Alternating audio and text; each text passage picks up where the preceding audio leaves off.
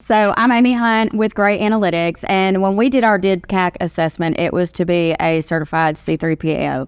So what we had was we built out an enclave that was separate from our corporate company, and so this is where we are doing like our CUI assessments, right? Our CMMC assessments, that's what we're going to be doing.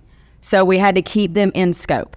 They kept wanting to go through the company-wide, and we kept saying, no, we need to make sure that we are following the rules. This is how we're keeping in scope. So it was making sure that the right people were in the right places at the same time. One thing that they sent us in advance was an Excel sheet that had all the controls listed and the documentation they were kind of looking for. What we did about 3 weeks prior to them coming was have a mock assessment between the people that were going to be on the calls. So we would go through, I sat down, I would ask the question, make sure that they answered it correctly, and then we would put on that Excel sheet that they sent us what documentation and where it was, so it would be easy to link to it. One thing we found during the assessment was we did all of ours remote, so it was all through Teams. At first, I think they had 17 of their auditors on the phone call, so that was a lot. But there were 5 of us on there at one time, and then 17 of them. And when we showed them our screen, you want to kind of like show them what they're asking for and then quit sharing your screen.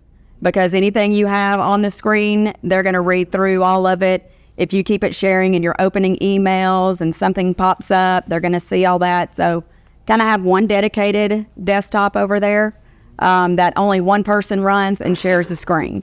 And then, so just make sure that happens. They did only really ask, we had one person that was speaking for everybody. If they needed extra people in or weren't, sufficient with that answer, they would ask to talk to the person that we wrote up in our documentation. Hey, this is our public relations person. This is what they do. So if they didn't have that answer, that we answered, they would look out to them for that. But the important thing is to make sure that you've really interviewed them for it and that they know the processes that you're going through. The process is the big thing.